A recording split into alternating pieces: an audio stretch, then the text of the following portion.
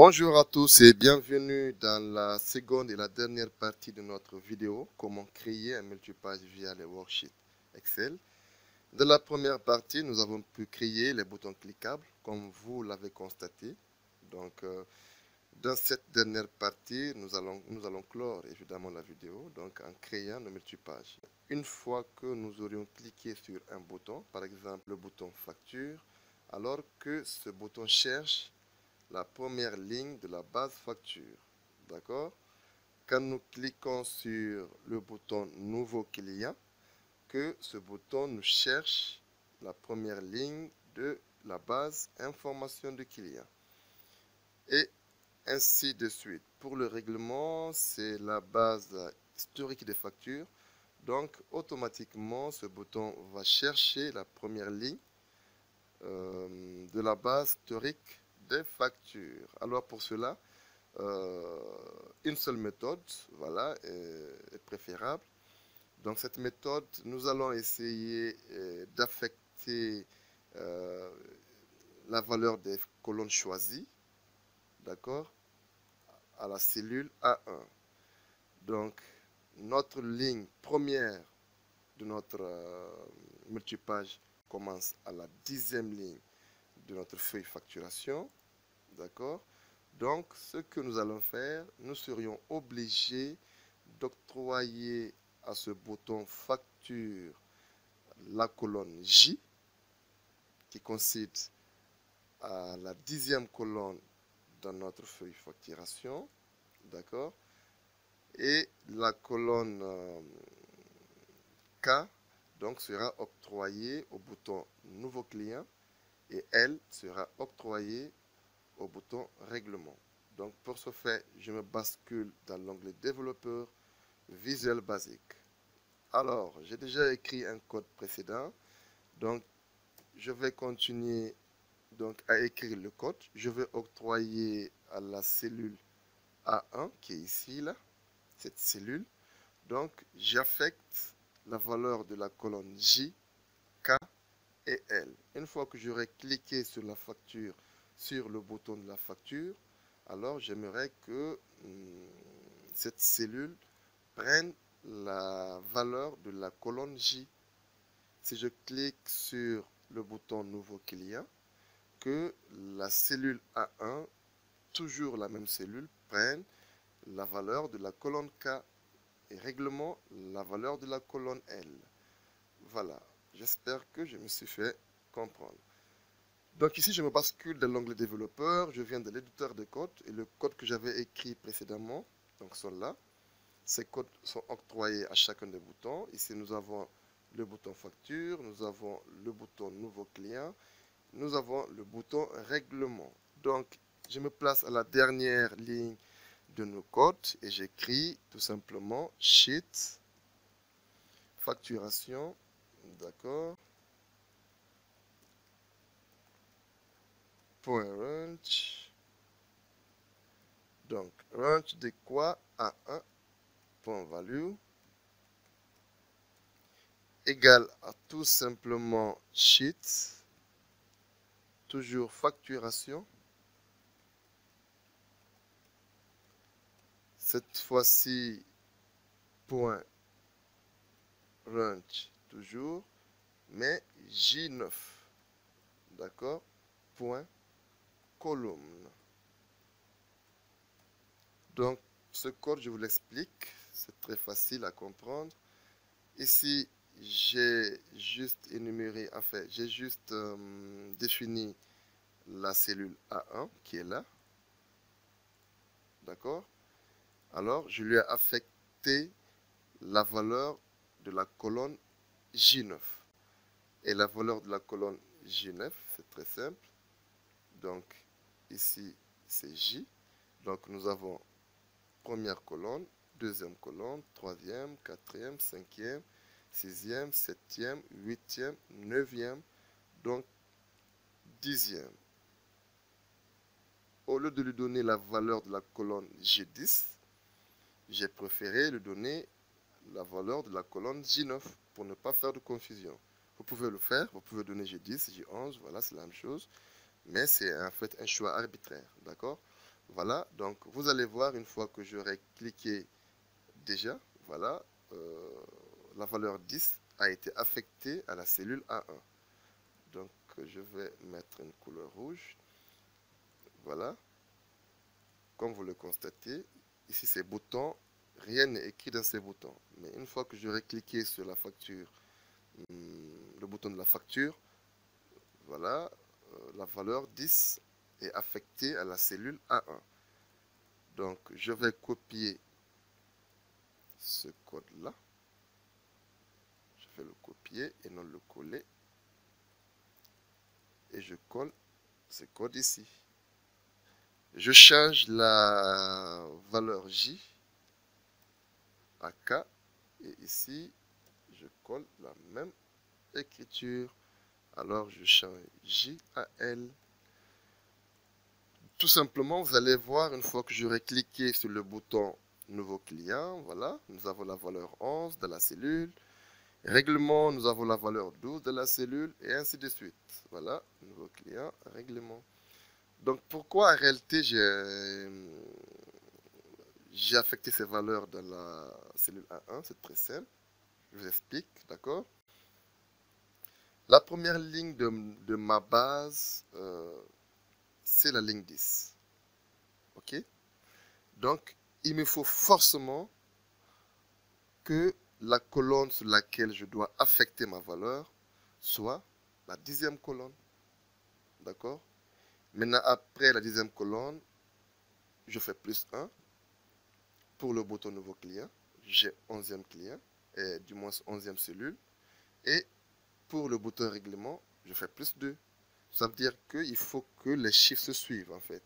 C'est de la formule que je vais intégrer dans le code qui m'impose ce genre de choix. D'accord? Vous allez comprendre un peu plus tard. OK? Donc ce qu'on va faire ici, j'ai déjà affecté la valeur des colonnes choisies dans la cellule A1. D'accord? Maintenant, il me suffit tout simplement de chercher la première ligne de chaque base proportionnellement au bouton que j'aurais cliqué. D'accord?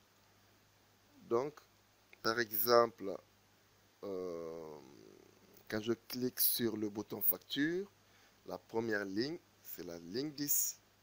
Quand j'aurai cliqué sur le bouton nouveau client, la première ligne, je descends, c'est la ligne 28.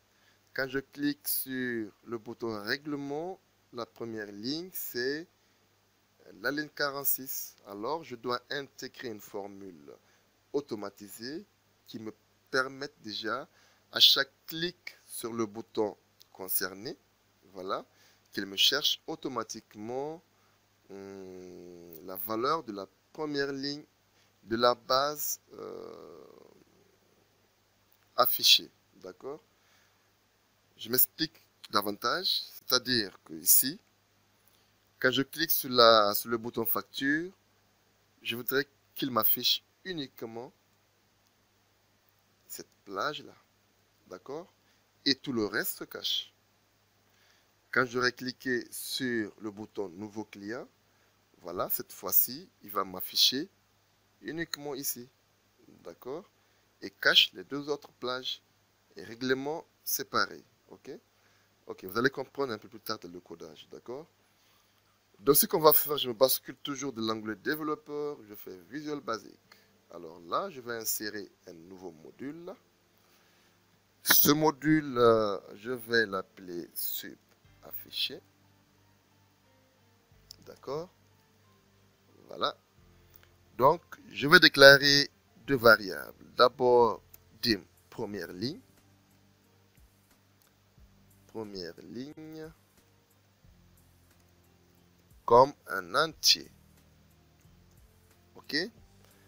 Je déclare encore une autre variable, colonne sélection. D'accord?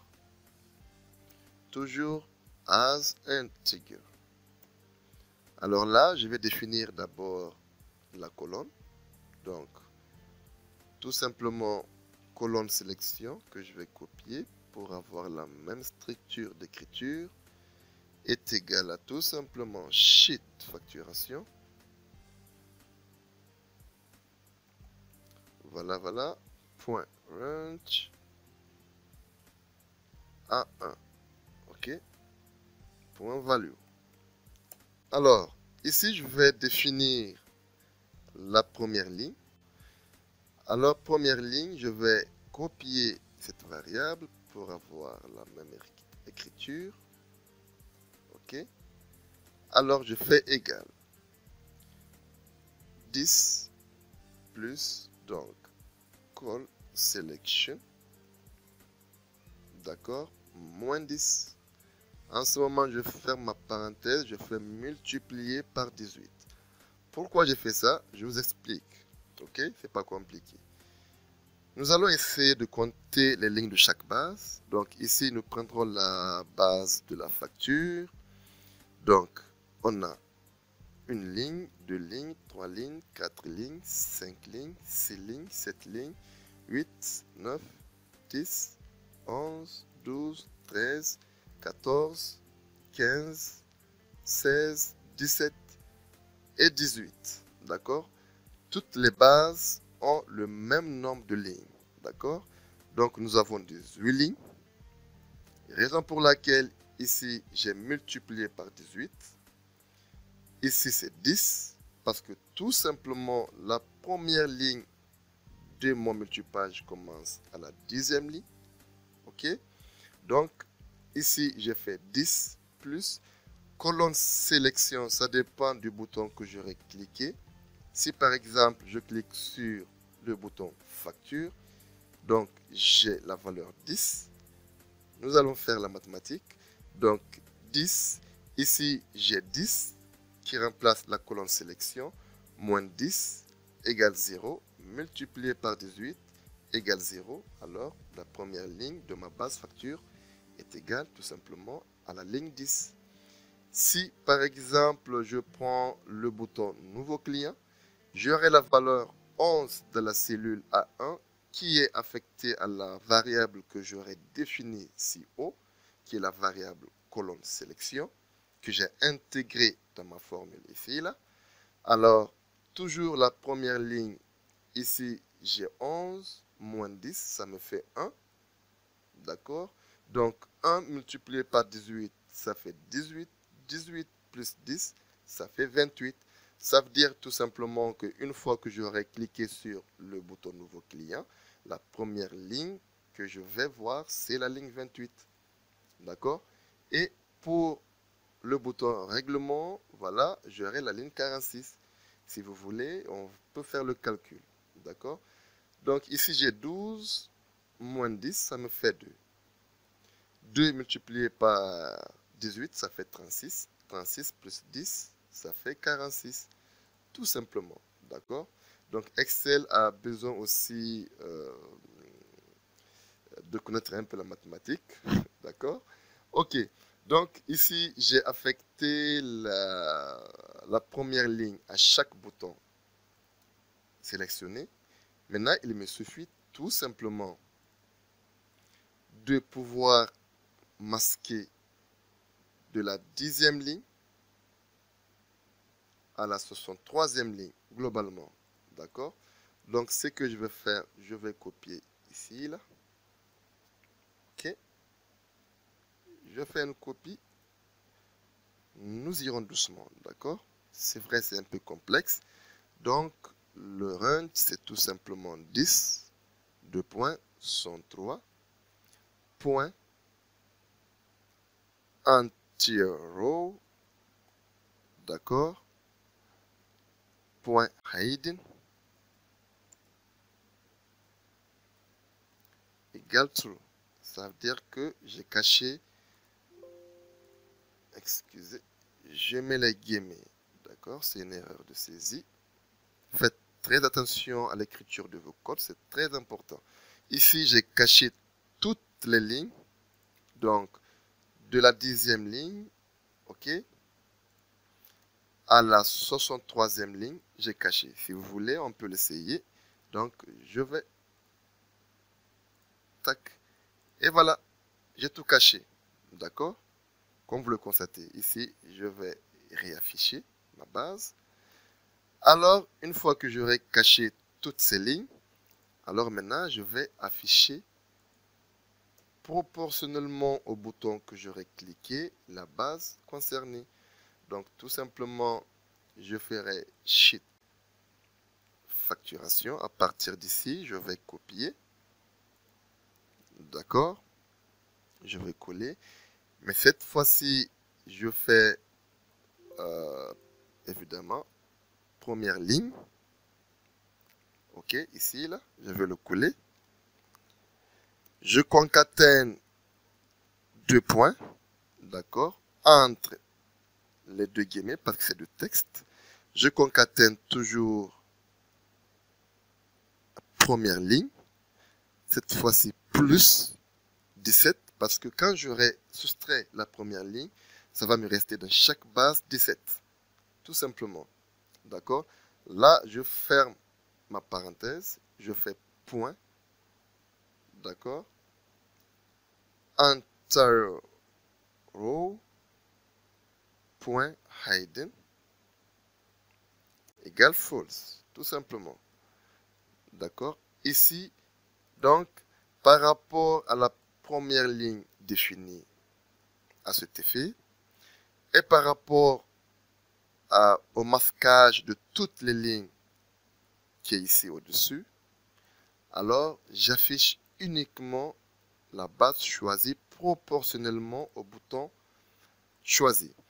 Donc, une fois que j'aurai choisi, j'aurai cliqué sur le bouton nouveau client, évidemment, que toutes ces lignes se cachent et voilà, se masquent autant pour moi. Et uniquement la ligne 28 plus 17, donc qui sera 45, doit être affiché. Alors pour que ces boutons, cette macro soit active dans ma procédure, je vais copier cette macro là. Je reviens dans le module. Alors je colle dans chaque bouton ce module que j'ai créé. Ok, voilà, voilà, et ici, et vous allez voir, sauf erreur de ma part, mon code, j'ai un débugage. Alors qu'est-ce qui ne va pas? J'ai fait une erreur au niveau d'écriture de la variable, donc c'est call selection, d'accord, voilà, call selection, et tout va bien. Alors ici, je vais essayer, voilà, une fois que j'aurai cliqué sur le bouton facture, comme vous l'avez constaté, toutes les lignes que j'ai définies ici, là, voilà, toutes les lignes se sont masquées ici, et voilà, proportionnellement au bouton facture, il affiche uniquement la base de la facturation, nouveau client, comme vous le constatez.